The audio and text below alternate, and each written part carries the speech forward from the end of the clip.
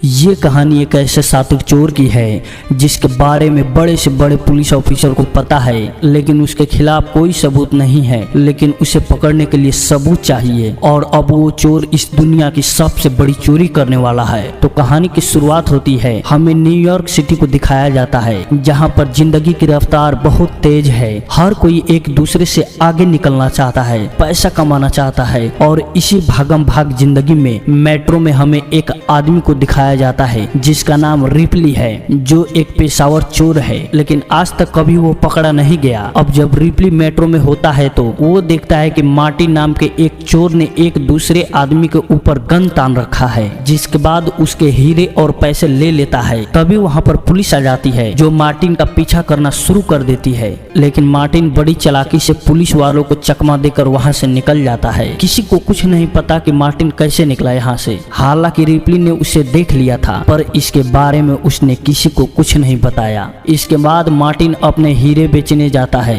Ripley भी उसके पीछे पीछे वहां पर पहुंच जाता है और मार्टिन के ऊपर गन तान देता है, लेकिन मार्टिन बहुत ही चालाक और चुस्त होता है। वो उसी के गन छीनकर उसी पर तान देता है और अब मार्टिन और रिपली ने एक दूसरे पर गन तान रखी है। रिपली कहता है कि मैं तुमसे बात करना चाहता हूँ। मार्टिन उसकी बात मान जाता है, जिसके बाद ये हीरे बेचकर बाहर आ जाते हैं। तभी इनके सामने एक गाड़ी रुकती है जो कि रशियन माफिया की होती है, जो इन दोनों को गन पॉइंट पर ले लेते हैं। दरअसल रिपली को इनके बहुत सारे पैसे देने हैं, इसीलिए ये इनके सारे पैसे छीन लेते हैं और कहते हैं कि अगर जल्दी तुमने बाकी पैसे नहीं दिए तो हम तुम्हें जान से मार देंगे। इसके बाद रिपली मार्टिन को एक बार में ले जाता है, जहाँ वो मार्टिन को बताता है कि मैं एक बहुत बड़ी रॉबरी करना चाहता हूँ। अगर वो रॉबरी करने में मैं कामयाब हो गया तो मैं रशियन माफिया का सारा कर्जा चुका दूंगा, साथ ही साथ मेरे पास बहुत पैसे बचेंगे। मैं चाहता हूं कि इस रॉबरी में तुम मेरे पार्टनर बन जाओ। रिपली कहता है कि मेरा एक पार्टनर पहले भी था,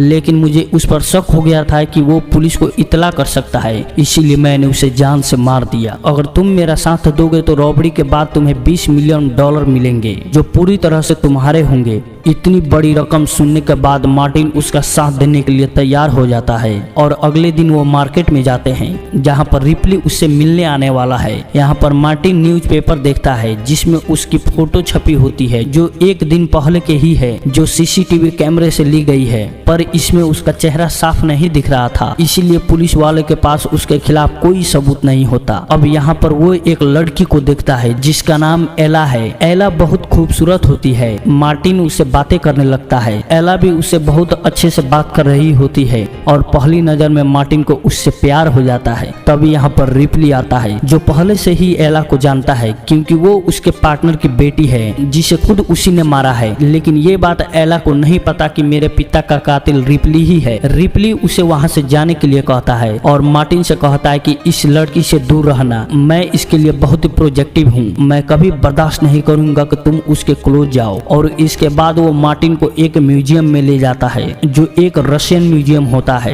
दरअसल यहाँ पर एक बेशकीमती चीज रशिया से स्मगलिंग करके यहाँ पर लगाई गई है। पुलिस डिपार्टमेंट को भी इसके बारे में पता है, लेकिन म्यूजियम वाले इसके लिए न्यूयॉर्क पुलिस को बहुत ही अधिक मात्रा में डोनेशन देती है, इसीलिए यहाँ पर पुलिस कुछ नहीं करती। और रिपली मार्टिन से कहता है कि हम यहीं पे चोरी करने वाले हैं। यहाँ पर हर एक सामान चोरी और स्मगलिंग का है। मार्टिन उसके बाद से इत्तेफाक रखता है और अब ये दोनों के दोनों यहाँ से निकल जाते हैं। जिसके बाद मार्टिन एक बार फिर से एला के पास जाता है और कहता है कि आज रात को मैं तुमसे क्लब में मिलना चाहता हूँ। हालांकि वो मना कर देती है, लेकिन फिर मार्टिन कहता है कि मैं तुम्हारा इंतजार करूंगा। वहीं दूसरी तरफ हमें लुटेनेंट को दिखाया जाता है, जिसके पास एक डिटेक्टिव आता है और मेट्रो वाली चोरी के बारे में उससे सब कुछ बता देता है। लेफ्टिनेंट कहता है कि मुझे इसके पीछे रिपली का ही हाथ लगता है। हो ना हो रिपली और मार्टिन कोई बड़ी चोरी को अंजाम देने वाले हैं। मैं पिछले कई सालों से रिपली को पकड़ने की कोशिश कर रहा हूँ, लेकिन आज तक मुझे उसके खिलाफ कोई भी सबूत नहीं मिला। मेरी जिंदगी का सिर्फ एक ही मकसद है कि किसी भी कीमत पर मैं रिपली को अरेस्ट करूँ। वहीं हमें मार्टिन को दिखाया जाता है, जो एला का इंतजार कर रहा है। कुछ देर के बाद एला वहाँ पर आ जाती है। ये दोनों एक दूसरे के साथ बहुत अच्छा टाइम स्पेंड करते हैं, डांस भी करते हैं, जिसके बाद ये दोनों बैठ जाते हैं। एला मार्टिन को बताती है कि मेरे पिता अब इस दुनिया में नहीं रहे और उन्हें रशियन माफिया ने मारा है, क्योंकि उन्होंने रशियन माफिया का बहुत सारा पैसा उधार लिए थे। वो चाहते थे कि रिपली म्यूजियम से उन कीमती एक्स को चुराए, जो जानने के बाद मेरे पिता न्यूयॉर्क पुलिस के पास गए और उनके खबरी बनने को तैयार हो गए, जिसके बाद रशियन माफिया ने उन्हें मार दिया। ये सारी बातें मार्टिन को बहुत हैरान करता है, क्योंकि उसे पता है कि उसके पिता का कातिल रशियन माफिया नहीं बल्कि रिपली है। रिपली ने उसे खुद ये बात बताई थी। अब ये दोनों के दोनों वापस घर आ जाते हैं, जहाँ पर ये दोनों एक दूसरे के साथ इंटीमेट भी होते हैं। और अगली सुबह जब उसकी आंख खुलती है तो वहाँ पर एला नहीं होती, बल्कि उसके सामने रिपली होता है, जो मार्टिन से कहता है कि मैंने तुमसे पहले ही कहा था कि एला से दूर रहना, वैसे भी हमें बहुत काम करना है। इसके बाद वो मार्टिन को अपने साथ ले जाता है और बताता है कि म्यूजियम में बहुत जल्दी एक बहुत बड़ी पार्टी होने वाली है, और वही एक मौका होगा जब हम उन बेशकीमती एक्स की लोकेशन का पता चलेगा कि म्यूजियम वाले ने उन्हें कहां पर रखा है। इसके बाद वो मार्टिन को एक बटन देता है जो कि एक कैमरा है, और बताता है कि एक खास टेलर है जो पुलिस वाले के कपड़े बनाता है, और वहां पर जी का भी कपड़ा बन रहा है, जिसके पास म्यूजियम के हर एक दरवाजे का एक्सेस है। तुम्हें इस बटन को उसके कपड़ों पर लगाना होगा। और अब मार्टिन ऐसा ही करता है।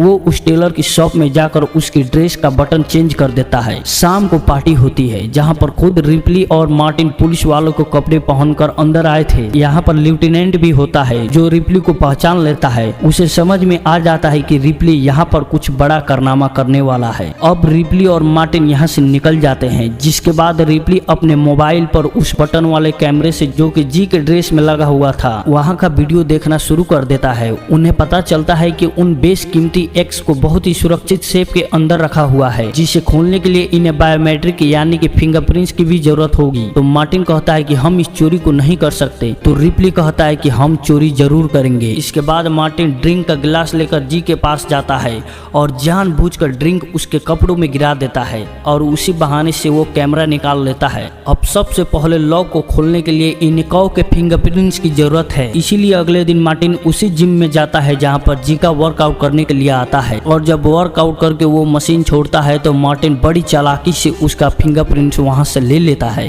इसके बाद दूसरा लॉक, जो खुद जी का आवाज होता है, जो उसकी आवाज सुनने से ही खुलेगा, तो मार्टिन उसकी आवाज और उस शब्दों का भी रिकॉर्डिंग कर लिया होता है। और फिर एला एक बार फिर से मार्टिन से मिलने के लिए आती है। दरअसल अब वो भी मार्टिन से प्यार करती है, इसीलिए वो मार्टिन से कहती है कि तुम भी कहीं वही काम तो नहीं करते जो मेरे पिता किया करते थे, कहीं तुम्हारा भी वही अंजाम ना हो जो मेरे पिता का हुआ था, कहीं तुम भी मुझे हमेशा के लिए छोड़ कर ना चले जाओ। ये सुनकर मार्टिन सोच में पड़ जाता है और वो रिपली के पास जाता है और कहता है कि इस काम में बहुत खतरा है, इसमें हमारी जान भी जा सकती है। रिपली कहता है कि एक बार एक्स को चुरा कर हमारी जान बच सकती है, लेकिन रशियन माफिया से हमें कोई नहीं बचा सकता। वहीं रशियन माफिया के हेड को दिखाया जाता है, जिसने एला को किडनैप कर लिया है। और अब रिपली और मार्टिन उसके पास जाते हैं, जहाँ पर रशियन माफिया रिपली से कहता है कि मुझे पैसे नहीं, वही 2 एक्स चाहिए जो म्यूजियम के अंदर हैं, क्योंकि वो मेरे ग्रैंडफादर के थे। यहाँ के न्यूयॉर्क के लोग उसे चुरा कर ले आए और हमेशा के लिए उन एक्स को दूर कर दिया, और अब मैं उन एक्स को वापस पाना चाहता हूँ। वो मेरे खानदान की निशानी है। और अब एला की भी जान खतरे में है, इसीलिए मार्टिन जल्दी से जल्दी इस काम को अंजाम देना चाहता है। ये म्यूजियम के पास वाली बिल्डिंग में चले जाते हैं, जिनकी दीवार एक दूसरी दीवार से मिली हुई है। वहाँ पर ही ड्रिल करना शुरू कर देते हैं। हालांकि सिक्योरिटी ड्रिल की आवाज सुन लेती है, लेकिन नीचे बेसमेंट में मेंटेनेंस का काम चल रहा होता है। इन्हें लगता है कि आवाज वहीं से आ रही है। वहीं हमें मार्टिन और रिपली को दिखाया जाता है, जो दोनों को दोनों दीवार के अंदर होल करके म्यूजियम के अंदर आ जाते हैं। जिसके बाद अलार्म बजना शुरू हो जाता है। अलार्म की आवाज सुनकर एक सिक्योरिटी ऑफिसर चेक करने के लिए जाता है, पर वहां पर उसे कोई नहीं मिलता। जिसके बाद वो अलार्म बंद कर देता है, और तभी वहां पर मार्टिन उस पर गन तान देता है, साथ ही उसका कार्ड भी उससे ले लेता है। यहाँ पर मार्टिन बड़ी चालाकी से जितने भी कैमरा होते हैं उन सब पे एक रिकॉर्डिंग फुटेज चला देता है, ताकि किसी को पता ना चले कि अंदर क्या हो रहा है। अब जो सिक्योरिटी ऑफिसर होता है, जिसका कार्ड मार्टिन ने लिया है, उसे इलेक्ट्रिक रूम में छुपा देता है और उस जगह पहुंच जाते हैं जहां पर इन्हें सेफ को दरवाजे को खोलना है। मार्टिन फिंगरप्रिंट लगाता है और रिपली के पास वॉइस रिकॉर्डिंग होती है, जिससे पहले दरवाजे को खोलने में कामयाब हो जाते हैं। लेकिन अब भी इनके सामने जो सेफ है वहां तक पहुंचना इतना आसान नहीं है, क्योंकि बीच में लेजर लाइट का पूरा जाल बिछा हुआ है। लेकिन मार्टिन बड़ी चालाकी से धीरे धीरे आगे बढ़ता है। उसके पास एक खास तरह का डिवाइस होता होता है, जिस डिवाइस को लेजर लाइट के नीचे रखता है और लेजर लाइट अपने आप ही खत्म हो जाती है। ये दोनों के दोनों सेफ तक पहुंच जाते हैं, लेकिन इस सेफ को खोलना भी इतना आसान नहीं है, इसमें इन्हें बहुत वक्त लगने वाला है।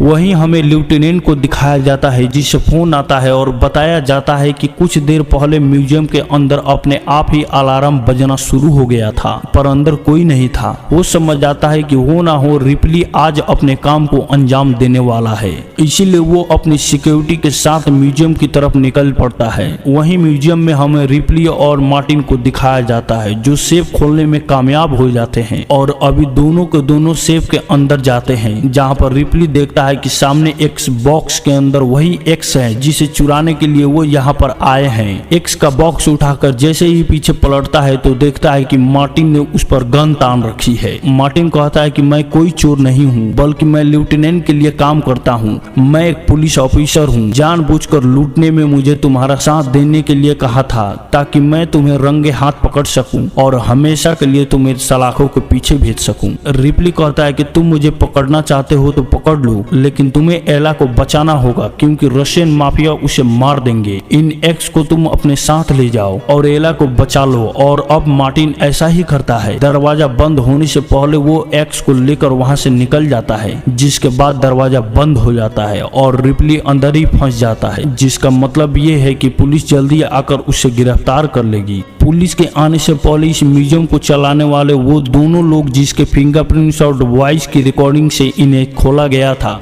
वो फिर से एक बार दरवाजे को खोलता है। रिपली उनसे कहता है कि तुम मुझे पुलिस के हवाले कर सकते हो, लेकिन मेरे पास तुम्हारे लिए एक बहुत बड़ी ऑफर है। वहीं हमें मार्टिन को दिखाया जाता है जो सिक्योरिटी को चकमा देकर वहां से एक्स निकल जाता है और रशियन माफिया के पास पहुंच जाता है, जिनके पास एला है। वो उस बॉक्स को जिसके अंदर एक्स है रशियन माफिया के बॉस को दे देता है, जिसके बाद रशियन माफिया का बॉस उस बॉक्स को खोल कर दिखाता है। मार्टिन हैरान हो जाता है क्योंकि उसके अंदर जो एक्स होते हैं वो सोने चांदी या हीरे मोती की नहीं होती, बल्कि एक लकड़ी की होती है। अब मार्टिन वहां से बॉक्स देकर निकल जाता है। अगली सुबह वो लेफ्टिनेंट के पास जाता है। लेफ्टिनेंट कहता है कि हमने रशियन माफिया के बॉस को पकड़ लिया है, जिसके बाद रशियन माफिया के बॉस को उसके सामने लाते हैं। मार्टिन कहता है कि रशियन माफिया का बॉस ये नहीं है, ये कोई और है, मैंने जिसे बॉक्स दिया था वो कोई और था। जिसके बाद लेफ्टिनेंट उसे बहुत सारे लोगों की फोटोज दिखाता है और जब एक एक करके फोटोज बदलती है तो एक फोटो पर मार्टिन कहता है कि यही रशियन माफिया का बॉस है। मार्टिन को बताया जाता है कि ये रशियन माफिया का बॉस नहीं है, इसका नाम विक्टर है जो रिपली का पार्टनर है, यानी कि एला के पिता। ये जानने के बाद मार्टिन को सब कुछ समझ में आ जाता है कि किस तरह से रिपली ने उसे बेवकूफ बनाया। उसने अपने दोस्त विक्टर को कभी नहीं मारा था, उन्हें पता था कि अंडर कवर एजेंट उनके पीछे आने वाले हैं, इसीलिए रिपली ने अपने दोस्त विक्टर को मारने का नाटक किया। उसे हमेशा से पता था कि मार्टिन एक पुलिस ऑफिसर है, इसीलिए उसने मार्टिन को अपने प्लान में शामिल किया था। लेफ्टिनेंट मार्टिन को बताता है कि हम रिपली को गिरफ्तार नहीं कर पाए क्योंकि म्यूजियम वाले ने ये स्टेटमेंट दिया है कि म्यूजियम में से कोई भी सामान चोरी नहीं हुई है। दरअसल जब वो म्यूजियम का दोनों पार्टनर रिपली के पास आए थे, जब रिपली उस सेफ के अंदर था, रिपली ने कहा था यहाँ पर बहुत सारी चीजें हैं जो इलीगल है और जल्दी यहाँ पुलिस आने वाली है जो यहाँ पर इन सब इलीगल चीजों को देख लेगी, जिसके बाद तुम्हारे ऊपर और म्यूजियम के ऊपर केस होगा। मैं इन सब इलीगल चीजों को यहाँ से हटाने में तुम्हारी मदद कर सकता हूँ। म्यूजियम के उन दोनों लोगों ने उसकी बात मान ली थी, जिसके बाद इन्होंने वहाँ से सारी इलीगल चीजों को हटा दिया था और न ही उन्होंने किसी भी तरह की चीज की चोरी की रिपोर्ट लिखाई थी, जिस वजह से रिपली को रिहा कर दिया गया।